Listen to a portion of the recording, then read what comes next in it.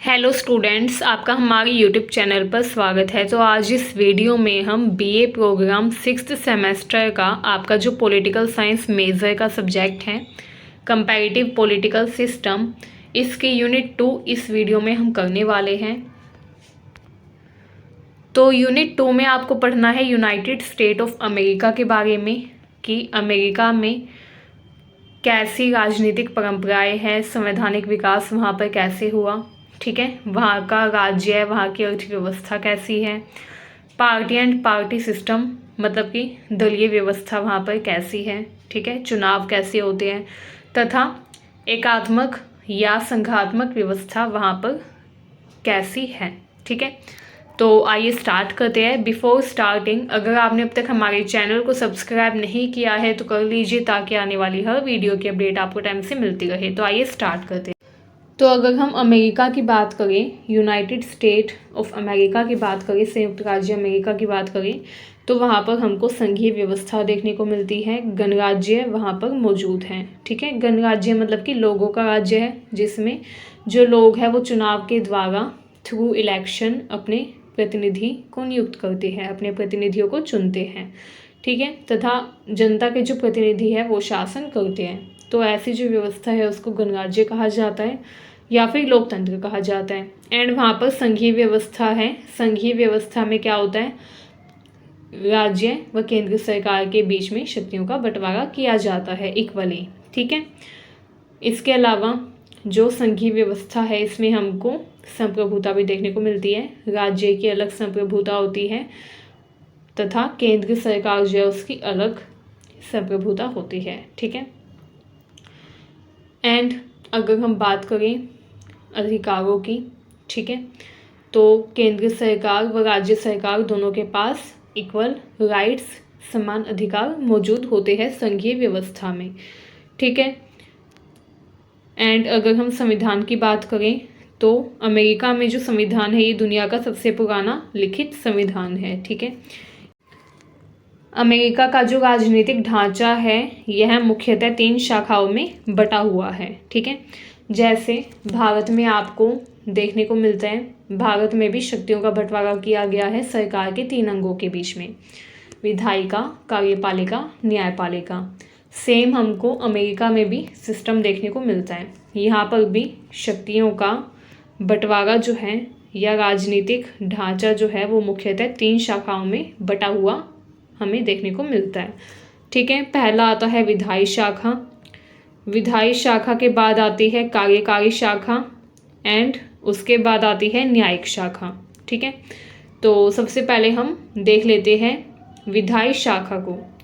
जैसे इंडिया में legislature, executive and judiciary है, वैसे ही अमेरिका में हमको विधायी शाखा यानी कि legislative branch, executive branch and judicial branch देखने को मिलती है, ठीक है।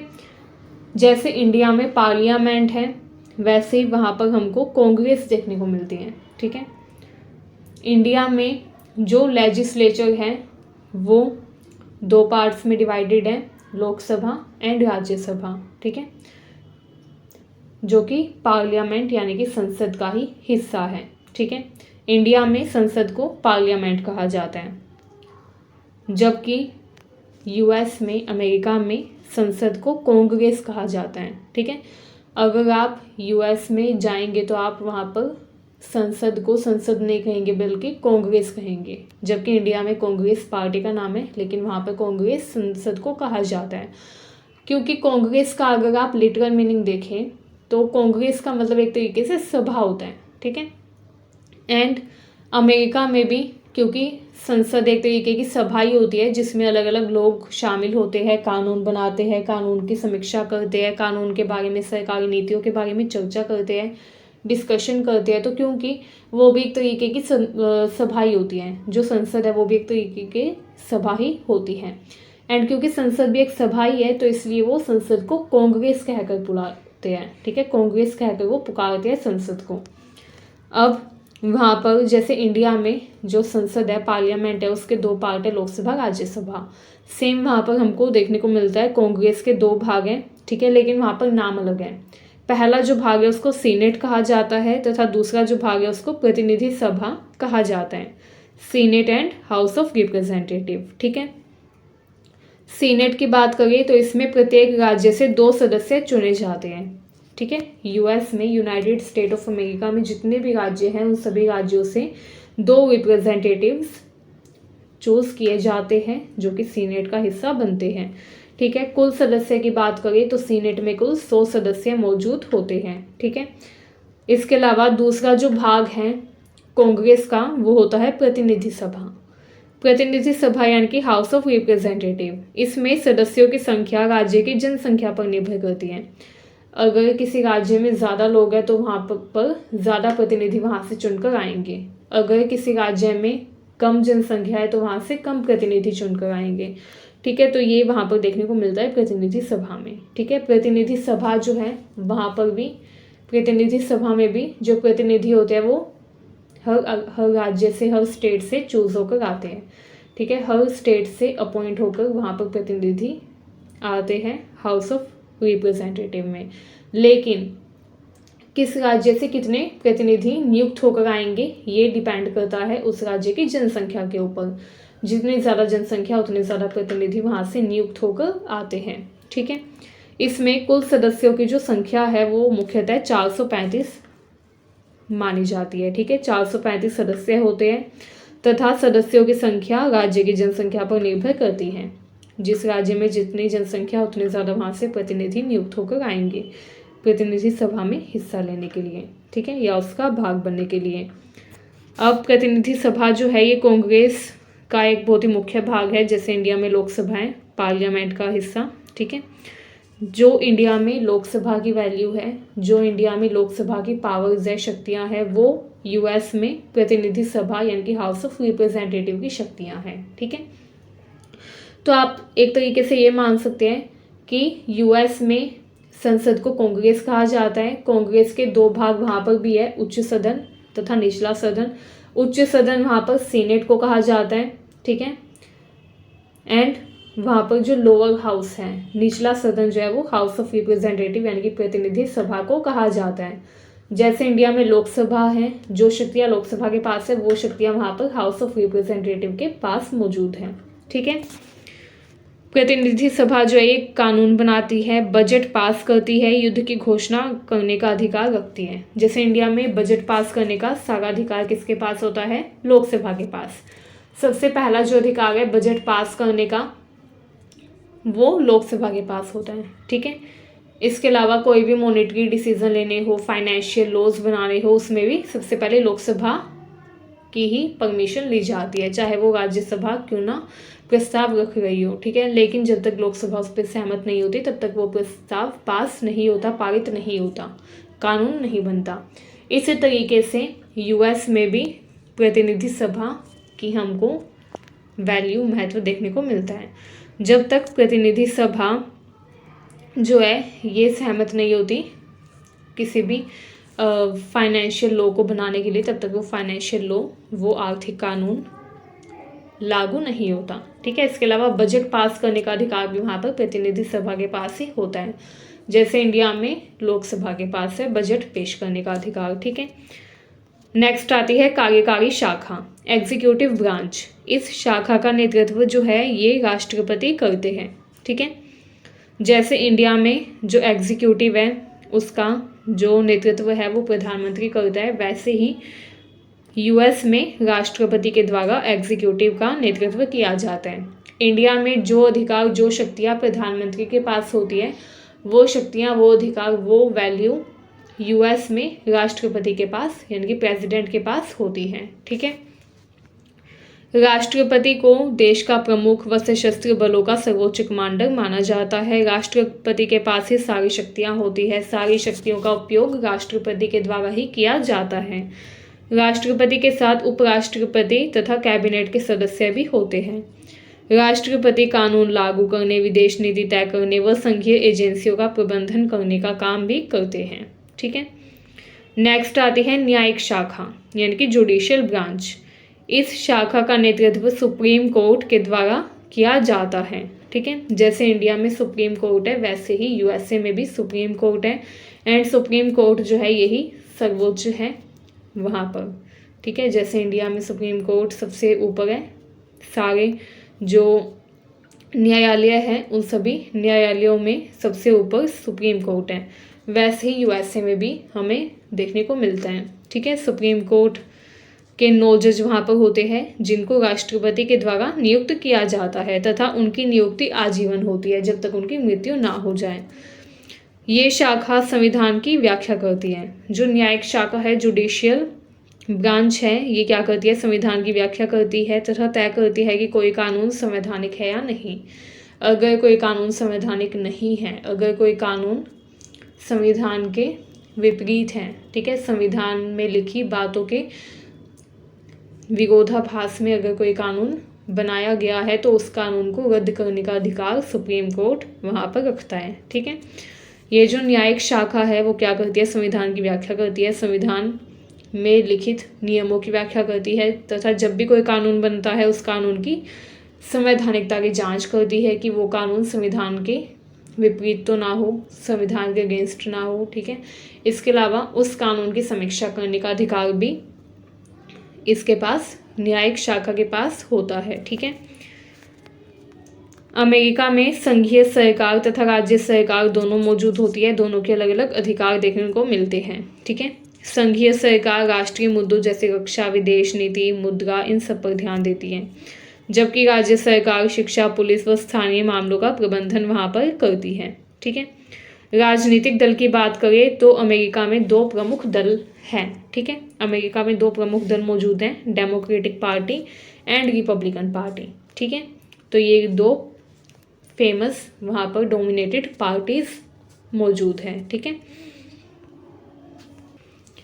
इसके अलावा वहाँ पर कई छोटे मोटे दल भी देखने को मिलते हैं, लेकिन ये जो 2 पार्टीज अभी मैंने आपको बताई, democratic party and Republican party, ये 2 प्रमुख दल हैं, 2 सबसे प्रभावी दल हैं वहाँ पर जो कि हमेशा प्रतिस्पर्धा करते हैं चुनाव के टाइम तथा इन दोनों में से एक दल जीतता है।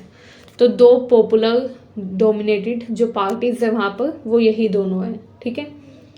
इस प्रकार अमेरिका का राजनीतिक तंत्र शक्ति के पृथक्करण व संतुलन के सिद्धांत पर आधारित है। आइए अब देखते हैं अमेरिका की कुछ राजनीतिक परंपराएं, some political traditions of America.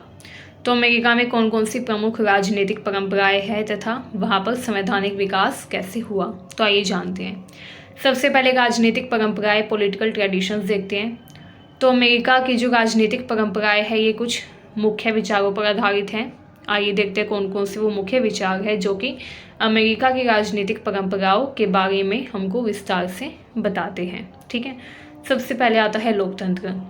America की जो राजनीतिक प्रणाली है ये लोकतंत्र के सिद्धांत पर आधारित है, जिसमें जनता को सर्वोच्च शक्ति दी गई है कि जनता जो है वो ही अपने प्रतिनिधियों का चुनाव करेगी तथा फिर वो प्रतिनिधि क्या करेंगे, उन पर शासन करेंगे तथा उनकी समस्याओं का हल करेंगे।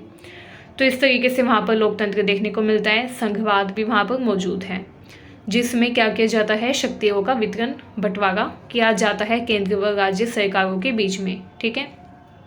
इसके अलावा व्यक्तिगत स्वतंत्रता व अधिकारों की वहाँ पर गारंटी दी गई है कि हर व्यक्ति स्वतंत्र होगा, हर व्यक्ति के पास अधिकार होंगे, ठीक है। प्रोटेक्शन ऑफ राइट्स वहाँ पर किया जाता है, लोगों के अधिकारों की रक्षा वहाँ पर की जाती है, ठीक है। विधायिका, कार्यपालिका व न्यायपालिका का विभाजन देखने को मिलता है। ये विभाजन इसलिए किया गया है ताकि सत्ता में संतुलन बनाया जा सके, ठीक है। विधायिका, कार्यपालिका, न्यायपालिका के बीच में शक्तियों का बंटवारा है तथा ये तीनों आपस में क्या करती है, अलग अलग कार्य करती है, अलग अलग शक्तियाँ आपस में साझा करती हैं, ठीक है। इन तीनों के कार्य अलग हैं, इन तीनों की शक्तियाँ तथा अधिकार क्षेत्र अलग अलग हैं, जिससे सत्ता में संतुलन सुनिश्चित किया जा सके, ठीक है। इसके अलावा अगर वहाँ पर हम पार्टी सिस्टम की बात करें तो वहाँ पर 2 पार्टी सिस्टम यानी कि द्विदलीय प्रणाली देखने को मिलती है। 2 पॉपुलर पार्टीज हैं वहाँ पर, एक है डेमोक्रेटिक एंड दूसरी है रिपब्लिकन पार्टी। तो ये 2 फेमस पार्टी हैं जो कि अमेरिका में है, ठीक है। आइए अब संवैधानिक विकास के बारे में देखते हैं। अमेरिका में संविधान का जो विकास है ये समय के साथ हुआ, कई चरणों में हुआ, ठीक है। तो आइए जानते हैं। सबसे पहले 1787 में अमेरिका के संविधान का मसौदा तैयार किया गया। ठीक है। फिलाडेल्फिया कन्वेंशन हुआ। फिलाडेल्फिया एक जगह थी जहाँ पर एक सम्मेलन हुआ, कन्वेंशन हुआ, वहाँ पर अमेरिकी संविधान का मसौदा तैयार किया गया। मसौदा यानी कि स्ट्रक्चर, ड्राफ्ट, ठीक है, कि संविधान कैसा होगा। तो ये तैयार किया गया 1787 में एंड 1789 में इसको लागू कर दिया गया। ठीक है। उसके बाद 1791 में संविधान में पहले 10 संशोधन किए गए। ठीक है। 1791 में 1791 में 10 संशोधन हुए संविधान में। ठीक है। 10 अमेंडमेंट हुए, संशोधन हुए, जिनको बिल ऑफ राइट्स भी कहा जाता है, तथा इसमें नागरिक स्वतंत्रता की सुरक्षा के लिए अलग अलग कानून बनाए गए थे। ऐसे कानून बनाए गए थे जो कि नागरिकों की स्वतंत्रता की सुरक्षा करें, नागरिकों के अधिकारों की सुरक्षा करें, नागरिकों के अधिकारों को सुनिश्चित करें। ठीक है। उसके बाद 1865 से 1870 का जो पीरियड रहा, उस दौरान वहाँ पर सिविल वॉर यानी कि गृह युद्ध हुआ। ठीक है। एंड उस गृह युद्ध के टाइम पर संविधान में 13वां, 14वां तथा 15वां संशोधन हुआ। 13th, 14th and 15th constitutional amendment उस टाइम पर वहाँ पर हुआ। ठीक है। इन संशोधनों ने दास प्रथा को समाप्त किया, नागरिक के अधिकारों की रक्षा की तथा सभी पुरुषों को मतदान का अधिकार दिया। उसके बाद जब पुरुषों को मतदान का अधिकार मिल गया तो महिलाओं ने भी मांग की कि महिलाओं को भी मत का अधिकार होना चाहिए, महिलाओं को भी मतदान का अधिकार होना चाहिए। तो महिलाओं ने मतदान की मांग की। तो 1920 में 1920 में 19th कॉन्स्टिट्यूशनल अमेंडमेंट होता है, जिसके तहत महिलाओं को मतदान दे दिया गया। ठीक है। उसके बाद 1950 से 1960 का जो टाइम पीरियड था, इसमें जातीय भेदभाव को खत्म करने के लिए तथा समानता को सुनिश्चित करने के लिए संवैधानिक सुधार किए गए। ठीक है। अलग अलग नागरिक सुधार आंदोलन हुए। ठीक है। अलग अलग आंदोलन किए गए लोगों के द्वारा, नागरिकों के द्वारा, ताकि जातीय भेदभाव को खत्म किया जा सके, समानता सुनिश्चित की जा सके। एंड इन आंदोलनों के फलस्वरूप ही 1950 से 1960 का जो टाइम पीरियड था, उसमें हमको काफ़ी सुधार, संवैधानिक सुधार देखने को मिले। ठीक है। तो इस तरीके से अमेरिका में संवैधानिक विकास हुआ। ठीक है। कॉन्स्टिट्यूशनल डेवलपमेंट हुआ। अमेरिकी संविधान को इसकी लचीलापन तथा संशोधन की प्रक्रिया के कारण दुनिया में सबसे सफल संविधान माना जाता है। अमेरिका में जो संविधान है लचीला है, इसमें संशोधन करना बहुत ही आसान है। ठीक है। यह आधुनिक लोकतंत्र तथा नागरिक अधिकारों का एक प्रमुख उदाहरण है। ठीक है। अब हमारा यूनिट 2 का नेक्स्ट टॉपिक आता है अमेरिका की समाज व्यवस्था तथा अर्थव्यवस्था, society and economic system of America. तो अगर हम यूनाइटेड स्टेट ऑफ अमेरिका की बात करें तो वहाँ पर कैसी सामाजिक व्यवस्था है, कैसी अर्थव्यवस्था है, आइए जानते हैं। अगर हम सामाजिक व्यवस्था की बात करें, सोशल स्ट्रक्चर की बात करें, सोशल सिस्टम की बात करें, तो अमेरिका में विविधता तथा बहुसंस्कृतिवाद देखने को मिलता है। वहाँ पर अलग अलग संस्कृतियाँ मौजूद है, वहाँ पर डाइवर्सिटी यानी कि विविधता मौजूद है। ठीक है। अमेरिका में अलग अलग संस्कृति के लोग देखने को मिलते हैं, विविधता वहाँ पर देखने को मिलती है जैसे इंडिया में है। ठीक है। हालांकि इंडिया से थोड़ी कम विविधता है वहाँ पर, लेकिन है। अमेरिका में अलग नस्ल, अलग धर्म, संस्कृति के लोग रहते हैं। अलग अलग विभिन्न नस्लों, धर्मों, संस्कृति से लोग वहाँ पर आते हैं, रहते हैं। ठीक है। यहाँ के समाज में यूरोपीय, अफ्रीकी, एशियाई तथा लातीनी मूल के लोग बड़ी संख्या में शामिल हैं। ठीक है। अमेरिका में सिर्फ अमेरिका के लोग नहीं है, बल्कि कुछ यूरोपीय, अफ्रीकी, एशियाई लोग भी वहाँ पर देखने को मिलते हैं। ठीक है। व्यक्तिवाद है। अमेरिकी समाज में व्यक्तिगत स्वतंत्रता व अधिकारों को महत्व दिया जाता है। व्यक्तिवाद मतलब कि एक ऐसी व्यवस्था, एक ऐसा सिस्टम जहाँ पर व्यक्तिगत स्वतंत्रता व अधिकारों को महत्व दिया जाए। तो अमेरिका में भी व्यक्तिवाद है, क्योंकि वहाँ पर व्यक्तिगत स्वतंत्रता, अधिकारों को महत्व दिया जाता है। लोग अपने फैसले खुद लेते हैं, अपनी ज़िंदगी के लिए खुद जिम्मेदार होते हैं। ठीक है। अमेरिका में हमको समानता देखने को मिलती है, सभी नागरिक वहाँ पर समान है। ऐतिहासिक व सामाजिक चुनौतियों के कभी कभी कुछ असमानता देखने को मिल सकती है, लेकिन बेसिकली वहाँ पर हमको समानता ही देखने को मिलती है। नागरिकों के बीच में समानता है, इक्वालिटी है। ठीक है। धार्मिक विविधता, रिलीजियस डाइवर्सिटी भी वहाँ पर मौजूद है। अमेरिका में कई धर्मों के अनुयायी रहते हैं, जैसे ईसाई, यहूदी, मुस्लिम, हिंदू, बौद्ध तथा अन्य। तो इसलिए वहाँ पर हमको धार्मिक विविधता देखने को मिलती है तथा वहाँ पर धार्मिक स्वतंत्रता का अधिकार भी हर व्यक्ति को दिया गया है। मतलब कि हर व्यक्ति के पास अधिकार है कि वो अपने धर्म का अनुसरण कर सके, अपने धर्म का पालन कर सके। ठीक है। अमेरिका में शहरीवाद देखने को मिलता है। वहाँ पर अधिकतर लोग शहरों में रहते हैं। शहरों में आधुनिक जीवन शैली के साथ सुविधाएं भी उपलब्ध है, जिनका लोग वहाँ पर लाभ उठाते हैं। ठीक है। शिक्षा को समाज में महत्वपूर्ण माना जाता है तथा कामकाजी संस्कृति का वहाँ पर विशेष महत्व है। लोग आमतौर पर रोजगार तथा आर्थिक सफलता को प्राथमिकता देते हैं। ठीक है। लोकप्रिय संस्कृति की बात करें तो हॉलीवुड, संगीत तथा खेल अमेरिकी समाज का एक बड़ा हिस्सा है। ठीक है। ये न केवल अमेरिका में बल्कि पूरे विश्व में प्रसिद्ध है। तो इस तरीके से वहाँ पर हमको हॉलीवुड, संगीत तथा खेल के क्षेत्र में भी काफ़ी विविधता देखने को मिलती है। एंड अमेरिका जो है, आपको पता है, एकमात्र ऐसा देश है जिसको ओलंपिक गेम्स में भी सबसे ज़्यादा मेडल्स मिलते हैं। ठीक है। तो इसलिए यहीं से पता चल गया कि वहाँ पर खेल के क्षेत्र में कितना ज़्यादा विकास है। ठीक है। संक्षेप में अगर हम बात करें तो अमेरिका का समाज अपनी विविधता, स्वतंत्रता तथा खुले विचारों के लिए जाना जाता है। यह एक ऐसा समाज है जहाँ पर परंपराएं तथा आधुनिकता का संतुलन भी हमको देखने को मिलता है। ठीक है।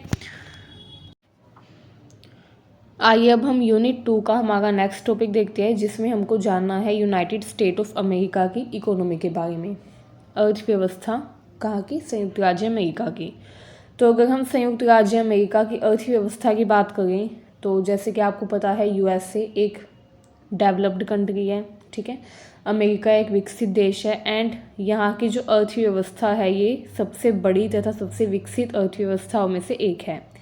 यहाँ पर एक मिश्रित अर्थव्यवस्था है जो कि पूंजीवाद तथा सरकारी विनियमन का संयोजन है। बट ज़्यादातर वहाँ पर हमको कैपिटलिज्म यानी कि पूंजीवाद का प्रभाव देखने को मिलता है।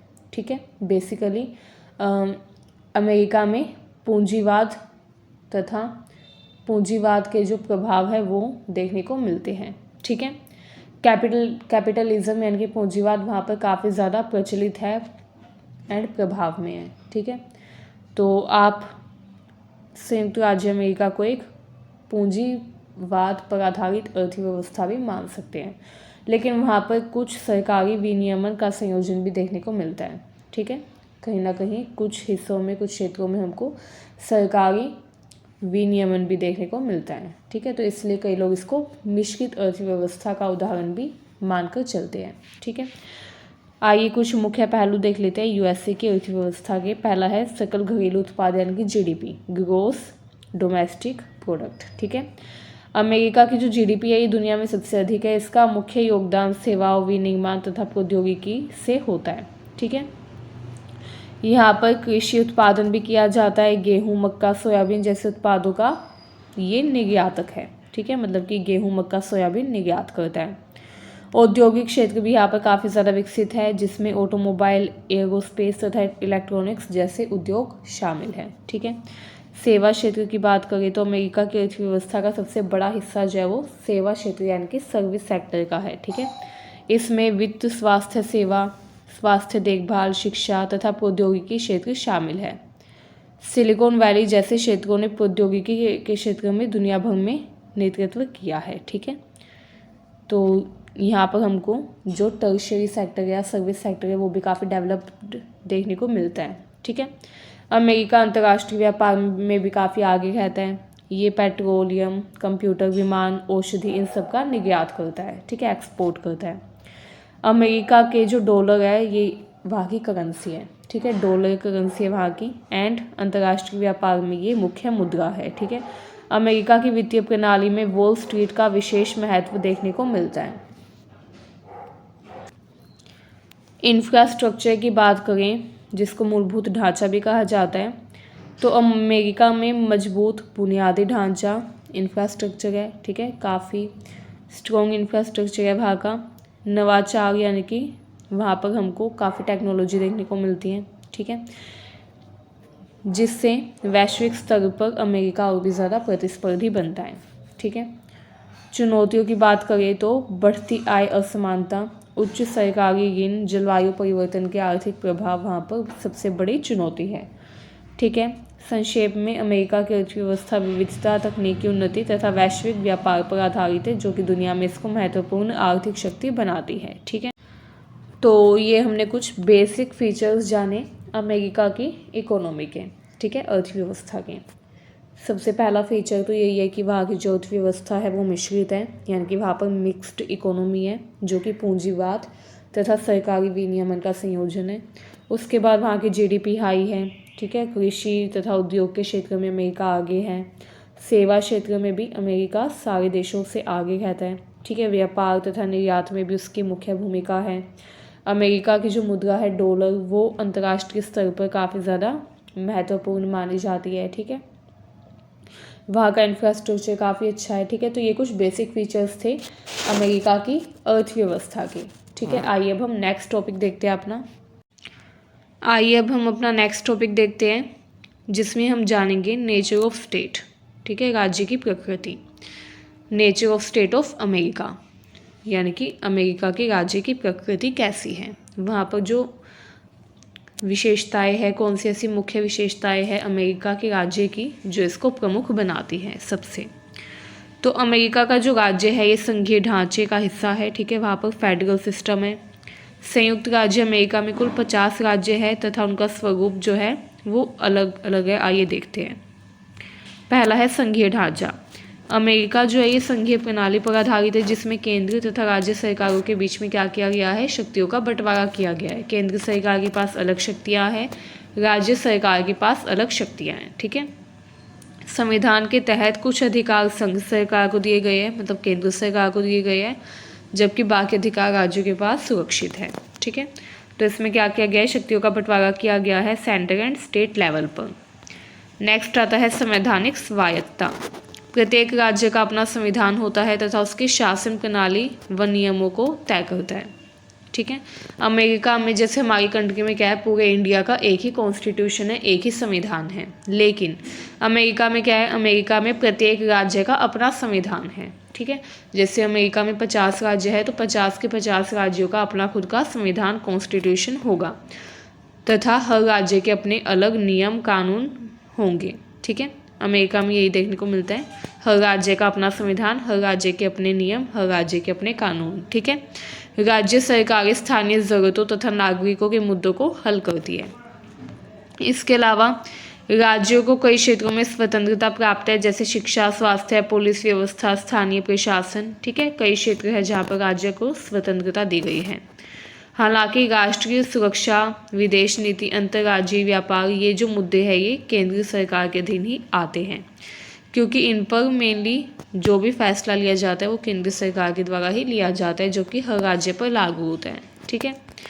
वहाँ पर समानता है, सभी राज्यों को समान अधिकार प्राप्त है, ठीक है, लेकिन उनके क्षेत्रफल, जनसंख्या तथा संसाधनों में विविधता है।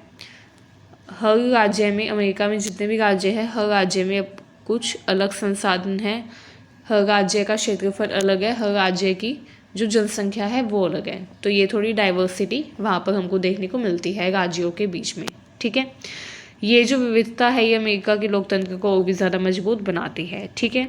इसके अलावा प्रत्येक राज्य में गवर्नर है, जो कि राज्य का प्रमुख होता है, तथा विधायिका भी हर राज्य में होती है। जैसे इंडिया में हर राज्य में, हर स्टेट में गवर्नर होता है, लेजिस्लेचर यानी कि विधानसभा होती है, ठीक है, या विधायिका जिसे बोलते हैं, वैसे ही अमेरिका में भी है। अमेरिका में भी हर राज्य में गवर्नर है, ठीक है, जो कि राज्य का प्रमुख होता है। हर राज्य में विधायिका होती है जो कि कानून बनाती है, ठीक है। राज्यपाल जो है वो भी हर राज्य में होता है, जो कि क्या करता है, राज्यपाल की जो शक्तियाँ हैं तथा राज्यपाल का जो कार्यकाल है वो संविधान के अनुसार ही निर्धारित होता है। तो इस तरीके से अमेरिका में हर राज्य में ये कुछ चीज़ें हमको देखने को मिलती हैं, ठीक है। हर राज्य की अपनी न्यायपालिका होती है, ठीक है। जैसे इंडिया में हर राज्य में एक हाई कोर्ट होता है, वैसे ही अमेरिका में भी है, हर राज्य में अपनी न्यायपालिका होती है, लेकिन यह संघीय संविधान के तहत ही काम करती है, ठीक है। जो संघीय यानी कि जो केंद्रीय संविधान होगा, ठीक है, जैसे कि अभी मैंने बताया हर राज्य का अपना संविधान होता है, लेकिन जो न्यायपालिका है वो केंद्रीय संविधान के अकॉर्डिंग ही निर्णय लेती है, कार्य करती है, ठीक है। अमेरिका में जैसे 50 राज्य है तो हर राज्य का अपना संविधान है एंड केंद्रीय सरकार का अपना खुद का संविधान है। तो वहाँ पर न्यायपालिका तो हर राज्य में है, लेकिन वो जो न्यायपालिका है वो क्या करती है, संघीय संविधान यानी कि केंद्रीय सरकार के संविधान के तहत काम करती है, निर्णय लेती है, ठीक है। राज्य अपने खुद के कानून बना सकते हैं जब तक वे संघीय संविधान का उल्लंघन ना करें, ठीक है। राज्य जो है उनके पास ये शक्ति है कि वो खुद के कानून बना लें, लेकिन शर्त ये है कि वो जो कानून है वो संघीय संविधान का उल्लंघन करने वाले ना हो, ठीक है। तो इससे हमको पता चलता है कि वहाँ पर संघीय संविधान यानी कि केंद्रीय संविधान का कितना ज़्यादा महत्व है, ठीक है। आइए अब निष्कर्ष देख लेते हैं। अमेरिका के राज्य संघीय ढांचे का अभिन्न हिस्सा है तथा वे अपने अधिकार व कर्तव्यों के साथ स्वायत्तता का आनंद लेते हैं, ठीक है। अमेरिका के जितने भी राज्य हैं उनके पास अपने खुद के अधिकार हैं, ठीक है, एंड वो सभी राज्य स्वतंत्र हैं। तो इस तरीके से अमेरिका में हमें संघीय ढांचा फेडरल सिस्टम देखने को मिलता है, ठीक है। अमेरिका में संघीय प्रणाली का एक और लाभ ये है कि संघीय प्रणाली नागरिकों की ज़रूरतों को तो पूरा करती ही है, साथ ही साथ नागरिकों के जो कर्तव्य हैं उसके प्रति भी उनको जागरूक बनाती है, ठीक है। इसके अलावा संघीय प्रणाली जो है इसमें स्थानीय व राष्ट्रीय दोनों स्तरों पर जितने भी लोग हैं उन सभी लोगों की ज़रूरतें पूरी हो जाती हैं। तो इस तरीके से अमेरिका में संघीय ढांचे का काफ़ी ज़्यादा लाभ देखने को वहाँ पर मिलता है, ठीक है। आइए अब हम यूनिट 2 का हमारा नेक्स्ट टॉपिक देखते हैं, जो है संयुक्त राज्य अमेरिका में पार्टी तथा चुनावी प्रणाली, मतलब party and electoral system in United state of America. तो यूएसए में अगर हम पार्टी सिस्टम की बात करें तो यहाँ पर 2 प्रमुख राजनीतिक पार्टियाँ हैं जो कि हर चुनाव में भाग लेती हैं, ठीक है। मतलब यूएसए में 2 पार्टी सिस्टम यानी कि द्विदलीय प्रणाली देखने को मिलती है। 2 प्रमुख दल हैं जो कि प्रभावी हैं, ठीक है। 2 डोमिनेटेड पार्टीज़ है जो कि हर इलेक्शन में पार्टिसिपेट लेती है, हर चुनाव में भाग लेती है। पहली आती है डेमोक्रेटिक पार्टी एंड दूसरी है रिपब्लिकन पार्टी। ये दोनों जो पार्टियां हैं ये अधिकांश चुनावों में भाग लेती है, इलेक्शन में पार्टिसिपेट करती है तथा देश की राजनीतिक धारा का निर्धारण करती है। ये दोनों जो पार्टी है democratic party and Republican party, ये अमेरिका की सबसे प्रसिद्ध पार्टियां हैं एंड यही हर इलेक्शन में चुनाव लड़ती हैं, ठीक है। हालांकि कुछ छोटे छोटे दल भी देखने को मिलते हैं जैसे ग्रीन पार्टी, लिबर्टेरियन पार्टी, लेकिन इनका प्रभाव काफ़ी सीमित है। ये जो छोटे छोटे दल हैं ये कभी भी जीत नहीं पाए हैं, ठीक है, ये बस नाम मात्र के हैं। असल में अगर हम देखें तो अमेरिका में हमको द्विदलीय प्रणाली ही देखने को मिलती है, जिसका मतलब है कि चुनाव में मुख्य मुकाबला आमतौर पर इन्हीं 2 पार्टियों के बीच में होगा, एक डेमोक्रेटिक पार्टी एंड एक रिपब्लिकन पार्टी, ठीक है। यूएसए में प्रतिनिधि लोकतंत्र यानी कि रिप्रेजेंटेटिव डेमोक्रेसी है, जिसका मतलब है कि जनता अपने प्रतिनिधियों को चुनती है तथा उनके लिए निर्णय लेती है। जनता खुद अपने प्रतिनिधियों को चुनती है, जनता खुद डिसाइड करती है कि वो किसको जिताना चाहती है, ठीक है। अब वो जो प्रतिनिधि आते हैं वो भी जनता में से ही आते हैं एंड वो जब जीत जाते हैं तो वो लोगों की समस्याओं को दूर करते हैं, लोगों के लिए कार्य करते हैं, लोगों के लिए नीतियाँ बनाते हैं ताकि लोगों का विकास हो सके, ठीक है, तथा लोगों के लिए आवश्यक निर्णय लेने का काम करते हैं। तो इस तरीके से वहाँ पर हमको प्रतिनिधि लोकतंत्र देखने को मिलता है, ठीक है। संघीय चुनाव में राष्ट्रपति, कांग्रेस तथा अन्य स्थानीय पदों के लिए चुनाव होते हैं। राष्ट्रपति चुनाव हर 4 साल में होता है, ठीक है, एंड राष्ट्रपति का चुनाव इलेक्टोरल कॉलेज के माध्यम से होता है, ठीक है, जहां पर हर राज्य को एक निर्धारित संख्या में चुनावी वोट मिलते हैं, ठीक है। राष्ट्रपति को जीतने के लिए 270 या उससे अधिक वोट प्राप्त करने होते हैं। तो ये वहाँ का प्रोविज़न है राष्ट्रपति के चुनाव के लिए, क्योंकि अमेरिका में सारी शक्तियाँ, ठीक है, सारी जितनी भी पावर्स है वो राष्ट्रपति के पास ही होती है, तो इसलिए राष्ट्रपति का पद बहुत ही मुख्य वहाँ पर माना जाता है। एंड राष्ट्रपति के चुनाव में जीतने के लिए 270 या उससे अधिक वोट होने आवश्यक है, ठीक है। इसके अलावा अमेरिका में जो संसद है उसका भी चुनाव होता है, कांग्रेस का चुनाव होता है, जिसमें सीनेट तथा हाउस ऑफ रिप्रेजेंटेटिव के सदस्य चुने जाते हैं। सीनेट में प्रत्येक राज्य से 2 प्रतिनिधि शामिल होते हैं, जबकि हाउस ऑफ रिप्रेजेंटेटिव में जो प्रतिनिधि आते हैं वो राज्य की जनसंख्या के अनुसार चुने जाते हैं।